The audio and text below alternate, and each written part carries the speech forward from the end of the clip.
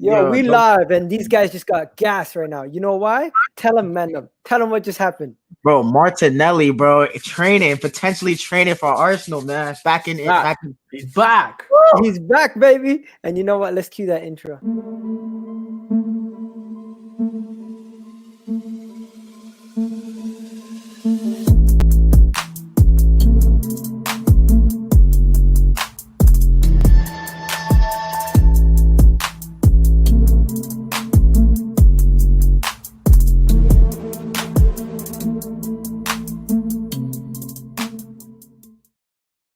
Yes, sir. Yes, sir. Martinelli might be back, and you know who else is back? We're back, ladies and gentlemen. And I'm getting a double sound from somebody. I'm not sure where, but it's okay. 2K, I think it might be you. So yeah, just fix that up for me, bro. And then so guys, we got ourselves a game. We got ourselves a Europa League game. We got ourselves a predicted lineup to pick. We got ourselves our lineup that we're gonna pick, and we're just gonna go through some of the Arsenal news before we get started, right? So first, if you guys haven't seen on the Arsenal website, Squadron Mustafi was the guy who did the interview. Out of all people, that means he's starting. Yeah, so that means guaranteed he's starting, and then we'll start off with the team news, right? So if you haven't already heard, there's been some updates. It looks like Rob Holding is still, I think he's still going to be injured until definitely not going to be starting this game, and he'll probably be back after the Manchester United game. David Luiz will most likely miss this trip, and he'll be most likely reevaluated for Sunday. Willian could be out this game also. Chambers is definitely going to be out. Pablo Mari is probably going to be out. Gabriel. This is the one you guys wanted to see. He's back, baby. He's starting, man. Whoa, wait. Is my mic better? Yeah. Yo, good question. Wouldn't it say that he's back in full training though? No, that's the question. I saw a posted picture. I seen him post a picture on Twitter like he was in training. Yeah. We're gonna go through that right now. We're gonna go through that right now. Don't lie. Arsenal, they know how I saw her on Twitter, so I don't know if it's like confirmed, but that's where I saw it. So they know how to gas us, but let's go through the images. The PR machine. I still think it's like he's like a good 2 weeks away. Yeah, I think yeah. Do you think Runnerson's gonna play this game? Because I feel like he has to. I think he should. I think he should. I want to see what he's about, to be honest. Bro, the reason why the guy I want to see though. Nenny Perlo. Smith Rowe. Yo, bro, don't gas him up, bro. He had a man of the match performance last time he played. He set up the goal. Not set it up, but he created it. Yeah. How many times do we see that pass since Mesut Ozil's been out of the team, man? Don't play on Nenny Perlo, man. Don't play with him, man. Yeah. Don't play with him. Oh man, you're gassing on Nenny too much, mate. You're gassing. Bro, watch. He'll play again and he'll do some magic, bro. Just watch. You have to be honest. He has been pretty good this season. You have to be honest. And I'm gonna lie to you. Before I found out, I think Egal was doing a live stream for the other channel, and we found out he was in the lineup. I was like, wow. I was like shocked that he's actually playing another game for my club. So it's good to see that he's doing good for our club, man. Okay. So Runnerson, what's your verdict on him? Are we playing him? He won't play. No, he should play. He should play. I think he won't play because the reports are saying that Mikel Arteta basically the reason why he also chose Leno, and is because basically with Leno, Mikel Arteta wants to play his number one through the group stages, make sure the job is done before he even plays a second choice keeper. Basically, throughout all the competitions, Mikel Arteta is taken very seriously. So Leno's supposed to play majority of all these games. Yeah, you know what we're looking for? Well. We're looking for Martinelli's picture, but. It doesn't look like it's. Oh, there it is. Oh, wait. I told you. He's in training. Yeah, he's back. Star and boy. He's taking contact too, because they wouldn't have him taking contact if it wasn't serious. Yeah, so, that's what I mean. Like he was in full training today. Like full training. His first day. Yeah. So now that that's all out of the way, do you guys even care about the press conference? Because I don't want to hear Mustafi speak. I think this is the first press conference I didn't care about hearing from Arteta, to be honest. Actually, the only thing I would have wanted to know about, I think he said, I found out on Twitter through his presser that basically he said about how teams sit deep against him. He said, look, if teams still continue to sit deep, that's something that's going to make me very happy because I know we're going to win a lot of games. That's what he did. I saw that as well. I thought that was a very encouraging tweet because you look at the game that we played against against Leicester, the first thing I instantly noticed is how high Tierney and Bellerin were. That was an instant adjustment. I like that our manager, people can say that he's defensive or blase. I like that he's making quick adjustments that you could see as a fan. I don't have to be a tactical person for Sky Sports to see that he's doing different things and changing things. Yeah, so he was talking about how a real good cohesion in the squad. He's talking about how it's starting to look like the team's gelling. But you know what? Before the game, me and Fizz were talking, JR Fizz were talking, and let's be honest. As much as they're being happy and there's a good vibe around the club, there's still a lot of negative energy about the club's performances. It's the results, man. It's a results business at the end of the day. It's a results business, man. Like, listen, do you know what? They can be happy. They can have good vibes, good morale. It's all important. Yes, cool. But if you're posting that you're all happy, training's good, peace signs up, all of this, whatever, cool, and then you go out on Saturday, go out on Sunday, and you get slapped, no one cares. That's just how it is. No one cares like how good the morale is. Like, I would rather all 11 players completely hate each other, fighting their guts out. Like for example, when they used like the old Manchester United team, like Roy Keane, let's be real, Roy Keane was not friends with anyone. Do you know what I mean? Like those kind of players, you'd rather have that, and then they go out on Saturday, Sunday, perform, good performance, strong performance, and you see progress, than like just being all happy and all that kind of stuff. But I don't know, man. Football is changing. My thing as well is with the I feel like football is so reactionary, it's ridiculous. Yeah. What people are talking about, we took back-to-back defeats, right? Yes, we're Arsenal Football Club. Yes, we're big. However, we do know we're a sleeping giant. 1, 2, we do also know that the teams we played were Liverpool away, Man City away. Those are our 2 toughest fixtures. Leicester, people want to disrespect Leicester like we were supposed to just walk over them. Leicester still has a Golden Boot winner. They still have a team that was a consistent in the top 6, top 4 team. Yeah. We dominated them in the first half, and they only had 1 shot the entire game. And it was that. I'm not going to make excuses for Arteta for his team selections, blase.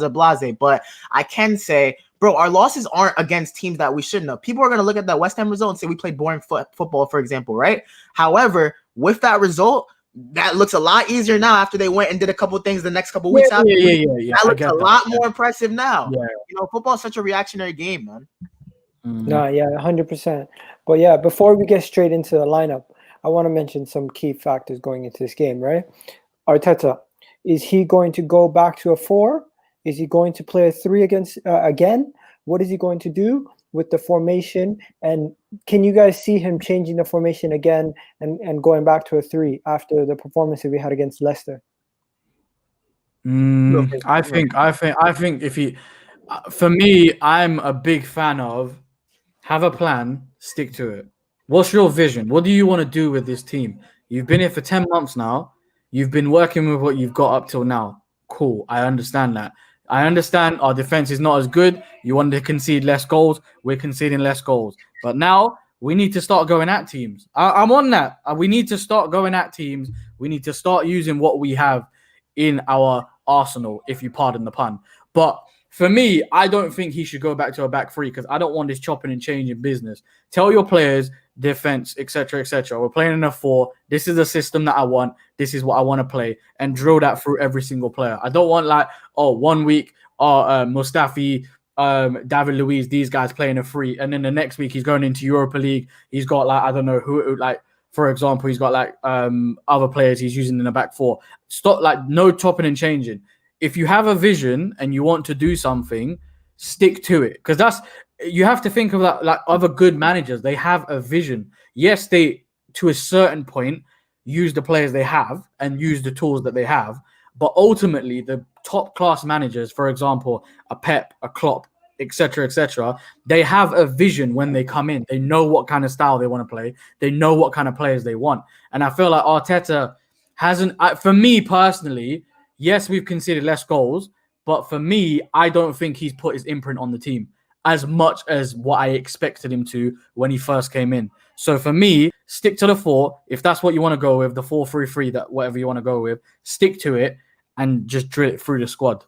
That's in my opinion, anyways. So basically, keep pounding it in until it sticks. Don't chop and change every single week. Yeah, I get it. Consistency, man. Consistency. Hey, we haven't had consistency, I would say, since 2007. Yeah, I was gonna say like 16 years or something. Yeah, 2007 was the last time I seen us title challenge that was actually serious. That year with Nasri, Adebayo. No, Van wasn't there that Persie. one? Yeah, wasn't there that one year where After Henri left, the year after we went to the Champions League final. yeah, we had Eduardo up front. It's the year that Eduardo broke his leg. That we were title challenge. If Eduardo didn't break his leg, there's loads of it buts maybes. We don't know now, but a lot of people thought we could have won that league when Eduardo broke his leg. But 2K formation. It's such a double-edged sword, bro, because I feel like Mikel Arteta is in such a rock and a hard place, bro. Because look, he looks at it and we struck gold with the 3-4-3 because basically, we had so many center backs, but we didn't know how we were going to be able to defend properly. Because it doesn't matter how frightening of an attack you have. Eventually, you will start conceding more goals, and you're not going to outscore every team. So he looked at it like that. Let's maybe a little bit more solid, and we became a bit of a cup team. However, it did work in the sense of what we needed to do against the big boys. It works. I think what he has there as a 3-4-3 is a perfect plan B. It's a perfect plan B against the big boys. I don't think it's what we need as a 4-3-3. And when you hear about like rumors that he wanted a war over Party and Edu wanted Party over a war, you start thinking like Arteta was prioritizing, because look, I noticed with Party, he is going to help us play different formations, right? And I will get to formation also, but I understand with Party, he's going to help us play different formations. However, with a war, I feel like Mikel Arteta, how he sets us up, his structure is so good. He makes players like Xhaka just be in position and fill gaps that we would have still been as defensively as, solid or structured with a war in there. My thing with is also though, it's like, he's in such a place because look, if he goes creative, right? Let's say he goes creative against Manchester United, right? Manchester United hit us on the break for 2. We lose 2-0. Now people are really starting, because there's already murmurs of Arteta out, which I think is very reactionary. Oh, that's so stupid. You'd be surprised. People genuinely. Well, I mean, there's a lot of people that want him out. I'm not gonna lie. I've seen want him out. One, people are gonna look at it and they're gonna say he's had 10 months, etc. So they're like, there's no way he should still be in the job after 10 months. He's had 10 months to put his imprint on the team. So that's gonna make serious pressure on him as well. But my thing is, if he goes to the 4, right? I feel like we don't have really much of a creative spark, but I do think if I'm Arteta right now, I'm going to look in that squad, identify who I think has the most creative ability to do what I want for the job outlaid. I mean, that could be Saka. That could be, people are questioning maybe that could be Pepe. But for either way, or Emil Smith-Rowe, people had to create a great season in the championship. Find one of those guys, pick them, and stick with it. Like, just fall on your sword if you need to, because at least fans can now say that he's trying things. We're not trying to be as defensively, you know what I mean? Defensively regimented as we are. Yeah. Let me show you guys the thumbnail that I have. There's a team that I put in there, and I just want to show you guys the team that I put in there. And this is like a template team that I found, right? I got 1 second. Let me fix it. Oh man, that's even worse. sorry. We lost him. Sorry, TK. Okay, so I'll move this out of the way. But if you guys can see, you got Runnerson, Ainsley, Gabriel, Mustafi, Cedric, Partey, Willock, Elneny, Pepe, Eddie Nketiah, and Nelson. This team right here, right? I don't know about you guys, but that's the kind of team that I want to go with. And if you guys see, I want you guys now to make your team. So first, Hugh Wizzy. I mean, not Hugh Wizzy. Jay Fizzy. I wish. Yeah, bro, you're going to get there soon. Trust me. You never know, man. You're already a quarter of the way there. But what do you call it? Who you going with in goal? I would go with Runnerson personally. I would. Okay, so this is your team. Would. Okay, this is my team. Okay, go on. At right back, me personally, I would go with Ainsley Maitland-Niles. For me, I don't see what this guy has done I don't get it why he's not starting. Every single time he's come in, he has been good. And for me personally, and I know this is a very unpopular opinion with a lot of Arsenal fans, I think he does a better job than Bellerin defensively. Oh, 100%. I think he was better on the right as well for Pepe. Yeah, I think he was better with Pepe. I think he works better with Pepe. He understands that, what Pepe likes to do. Pepe likes to cut in on his left foot because he doesn't have a right foot, basically. So Ainsley Maitland-Niles will bomb up that right wing to create space in behind. Whereas Bellerin, like you watch Bellerin, right? He'll get the ball, he'll pass inside, and instead of making the fullback run that you normally get, he'll just either stand still or he'll go back. It's just like, come on, bro. Like the space is there. Make the run.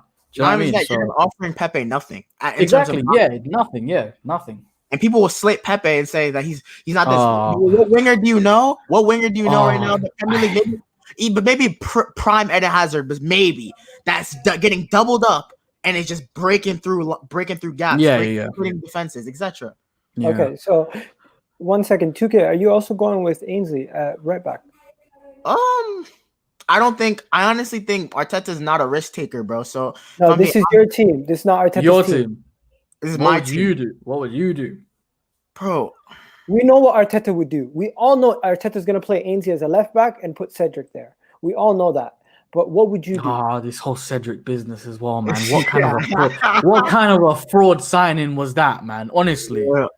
Seriously. You know what that was? That was the money. I don't get it. Someone got an envelope, I'm telling you. Yeah, well. I think I'd go 3 in midfield. I'd still go 3 in midfield, but this is what I noticed. So when we played the 3 in midfield last time, people were saying that's the midfield trio we wanted, but bro, it was literally a flat 3. So Ceballos was on the right side. Yeah, it was so flat. So like people were saying Ceballos isn't creative enough. Like people aren't noticing Ceballos is doing the same job Xhaka was doing on the left the whole of Arteta's tenure. So I would go with the 3, right? But I'd go with an attacking midfielder. Okay. Yo, JR, who's next? Okay, centre back wise. Yeah. Who have we got? I mean, I think we know. I guess Gabriel would have to start. Gabriel and Mustafi, I guess. I don't think we have another pairing, do we? We don't have another pairing. We don't have anyone else. Is Socrates injured? It wasn't. Socrates he wasn't even registered. He wasn't even registered, was he? So it has to be Gabriel and Mustafi. Left back, I'll put Kolasinac in because I don't want Tierney to get an injury for Man United. Unfortunately, for me, do you know what? The thing is, what I find very interesting is that the way Arteta, when he came in, he was playing a 4-2-3-1. Yeah. Extremely attacking. With Mesut Ozil as a number 10. And dare I say it, he was doing very well. Dare I say it. We know that. No. You're right. No, we had two good performances versus Newcastle and Norwich. No. Man United. Oh yeah.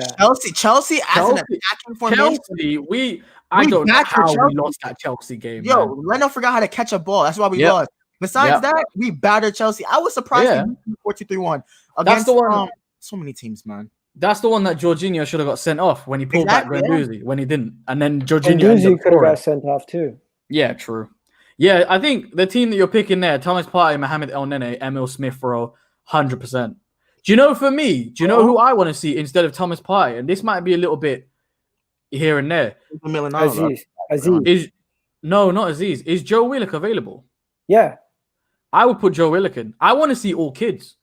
Because one thing I've known from Arteta is, except for Bukayo Saka, he doesn't really like to use kids. Yeah. He doesn't really like his development with the kids that we have, right? We're supposed to have one of the best academies in England, right? Like we've got a lot of good kids coming through, a lot of talented kids coming through. I want to see him use the kids. This is what the Europa League is really for. You're going against Dundalk. Like I don't want to see Thomas Partey against Dundalk. I'll be honest. I'd rather see an Emil Smith-Rowe like getting the chance to play and like having all the fringe players. So can I guess? I would go Reece Nelson 100%. You took the words out of my mouth. Eddie up front, and then I'd put Pepe in as well because this guy, he needs a goal.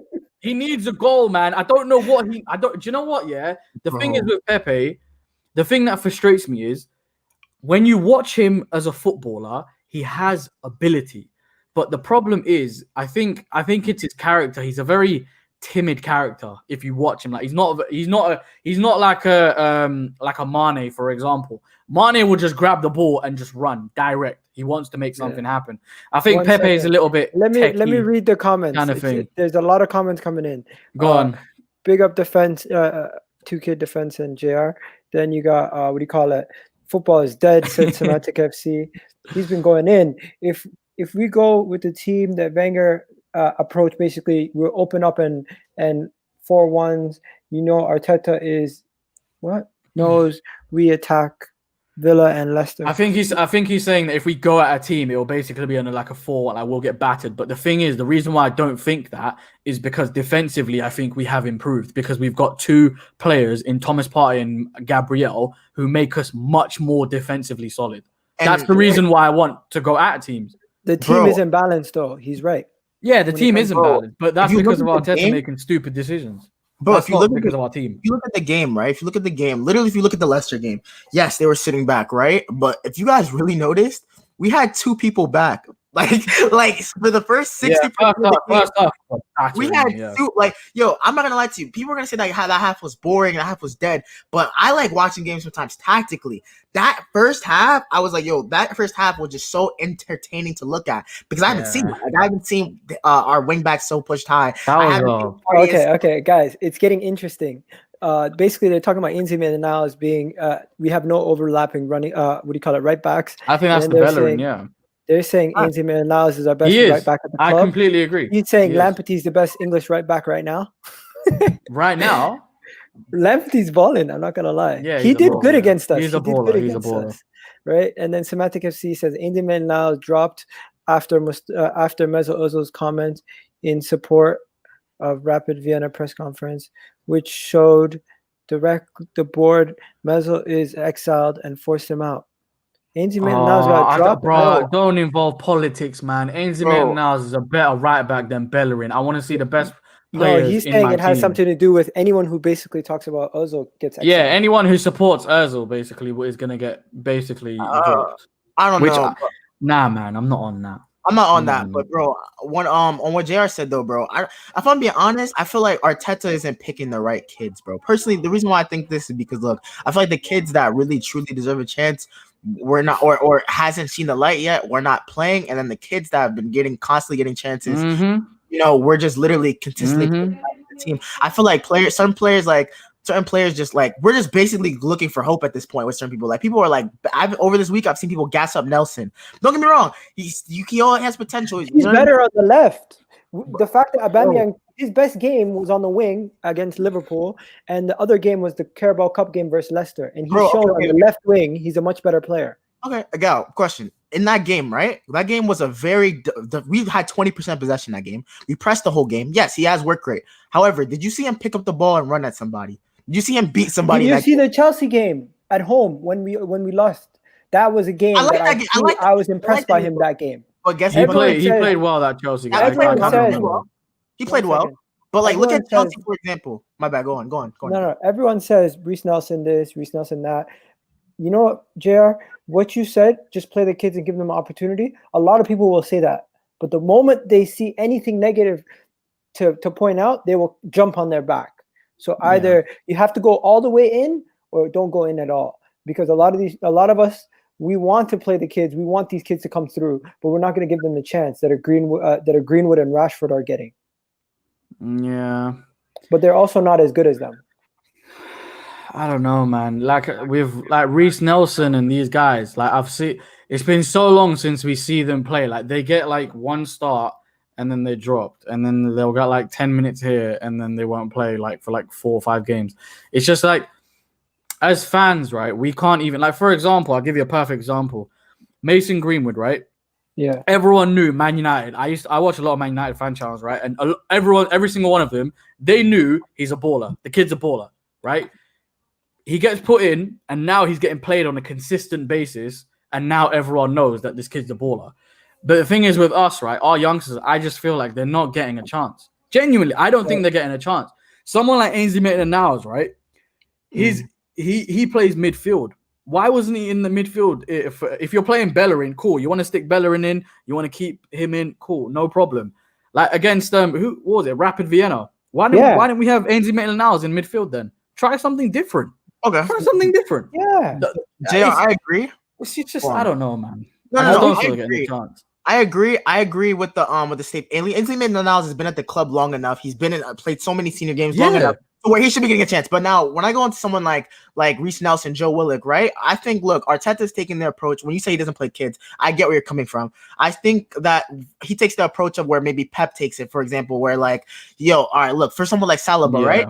He wants someone like Saliba learning off David Luiz, learning off experienced defenders, betting them in very, very slowly to the point where he knows that he can depend on them. He doesn't play people that's not ready. Since that's why we've only seen Saliba. I watched the under-23s games. The boy looks magic, but like I said, he's not don't get it, man. fully yet. You know, he's not ready. Niles got benched 2 games in a row after the Europa League. I know. Imagine how can you go for a press conference and not play? That's embarrassing for the kid. Yeah, I think that's like the only time I've ever seen that happen. Normally, when you do a press conference, that means you play. Starting. Yeah, you're exactly. Yeah, I told you Partey is a DM. Partey's not a DM, bro. Ram. Do you know what? With Partey, yeah, you can play him at DM, but he has other qualities, which is why people are saying that he's not a DM. But yeah, he's good at DM, but then he can drive with the ball. And you see, exactly in the Leicester game, for example, Arteta is going to use him as a midfielder that's going to plug so many gaps when we're attacking. But at the same time, every time he gets the ball forward, every single time. Arteta just did his press conference, and he said that Reece Nelson will get his first team chances. And he says David Luiz is a doubt for the United game. I'm not too fussed about. For me, do you know what? I'm not too fussed about Reece Nelson and Joe because for me, if they do well, they do well. But it's one of those ones now. Like, I think with Joe Willock, for me, I don't really see anything special about him. I feel like he's a kind of player like a jack of all trades rather than a master of one. He's not exactly a spectacular passer of the ball. He's not exactly a great finisher or a shot taker. He's not a free kick taker, like a set piece taker. He's got nothing like that. The only thing the boy can do is run. He's just an engine. So for me, Joe Willock, I don't know.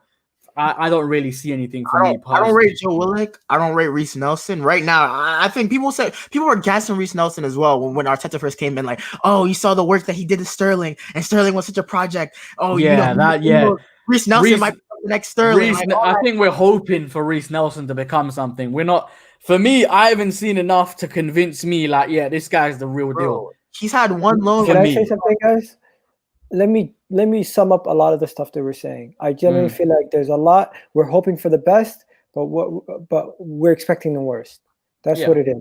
And a lot of fans that are not like me, that are pessimistic, I understand because you hope for the best, but you keep seeing this. So until you see it, you're not going to actually expect it.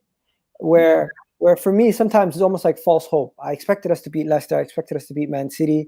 I expected us to beat Liverpool even based on how we performed the first 2 games and what we've seen just leading up to the beginning of the season. It gives you so much confidence. But then when you lose 3 in a row, or it feels like we lost 3 in a row when we really didn't, you forget that we played that Sheffield United game in the middle of it. But, bro, I go into games with a realistic standpoint. Like I don't like bro. I look at games. Don't get me wrong. It's a results business, bro. If Mikel Arteta loses 6-7 games, and I see these little tactical changes still, but he's losing every game, it doesn't mean shit. Exactly. We lost 3 games to teams that we arguably, 2 games really, but the 3rd game is the first one that looks like a shocker to most fans. But I look at it and I say like, yo, I'm not going into Man City away with, oh, we're definitely gonna beat them. I as a fan, you want to, but as a realist, looking at the game. You're like, look, we haven't won there in like 5 years. Tactically, we still don't have the team for it. You have to look at it like that. You have to look at these games and look at what Mikel Arteta should be doing. At home to Sheffield United, we should be winning. These games, we should be winning. That's what is 3 things you learned from Arsenal since the season begun? I'm going to start with Samuel. Samuel, what are you saying? What is 3 things you learned? Defensively, we're better. Defensively, I think, there's more confidence. There's no worry at the back. The only thing that we've learned this season that we lack creativity and our defense is good.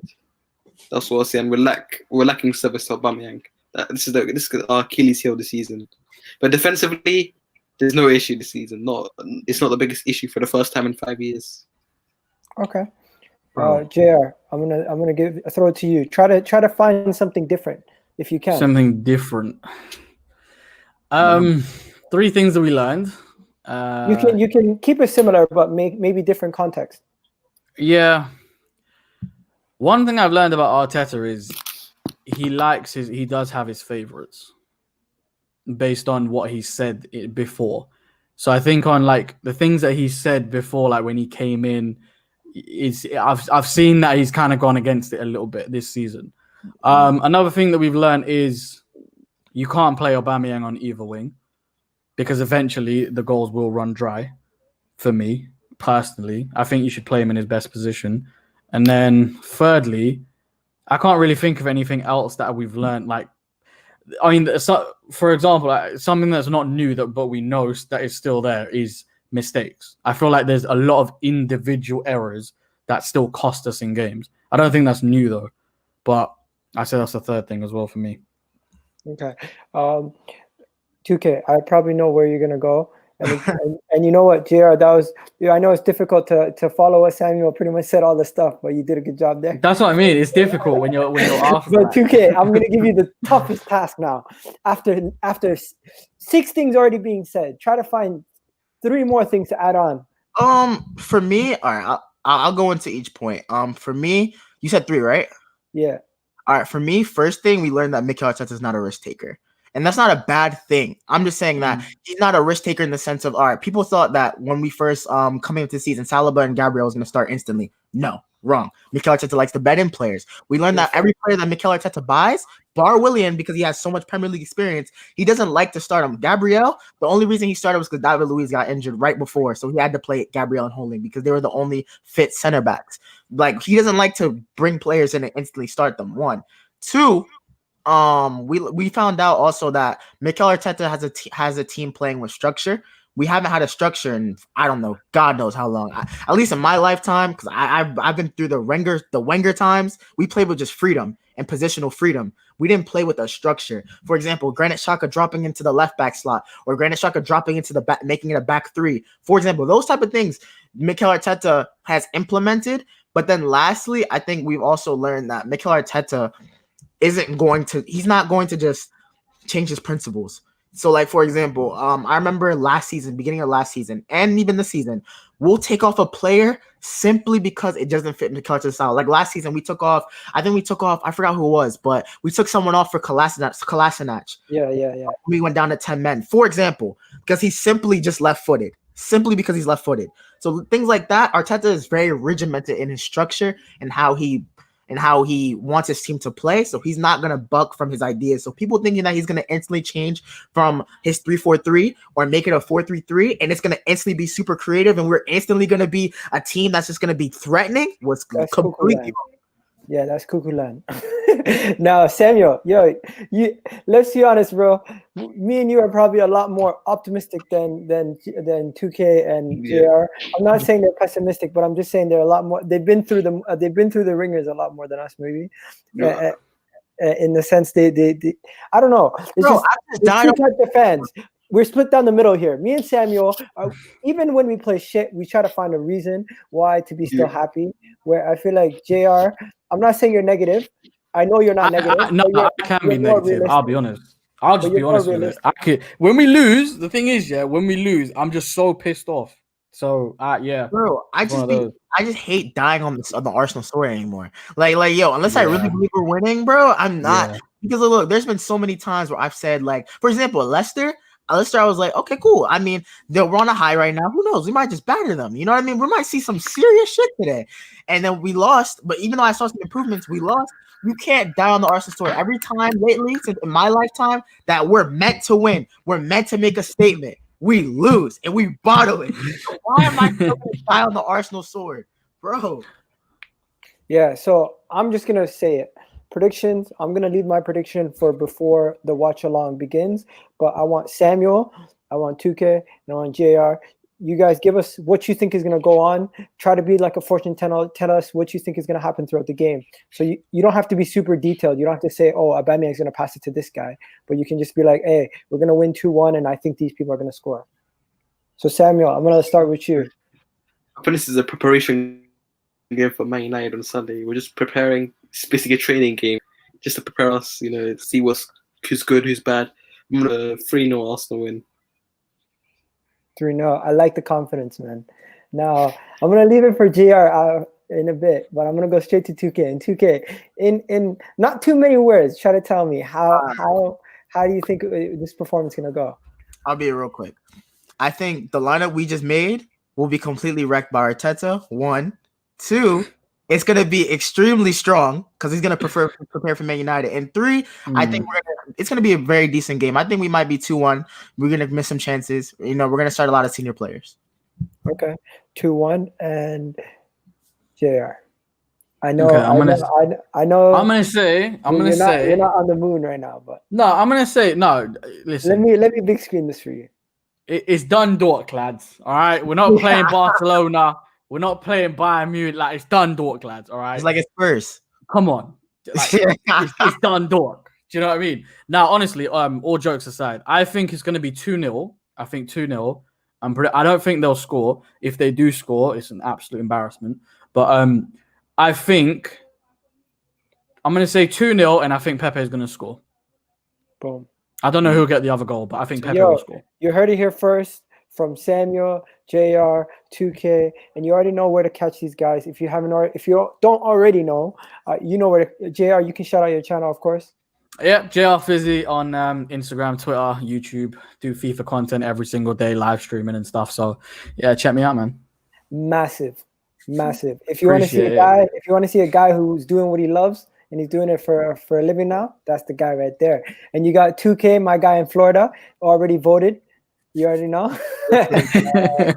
Man, we putting Americans on the map, man. We putting Americans on the map right now over here in the USA, making this content, dropping these bangers. Yo, just give me a little subscribe button, man. Just a little subscribe button, man. Yeah, go check out 2K FIFA Reaper. Go check out JR Fizzy. And you know what? My boy Samuel, he's missing, but it's okay. And we're gonna do this tonight. We're gonna do another live stream, and you guys can check that out if you want to check it out. And you know what? After the debacle of the last stream, I will not be doing what I did, putting the link for public for everyone to see. So if you want my link, just send me a DM. But yeah, guys, we're out of here, and hopefully we can win this game. And I'm gonna see you guys tomorrow. Peace.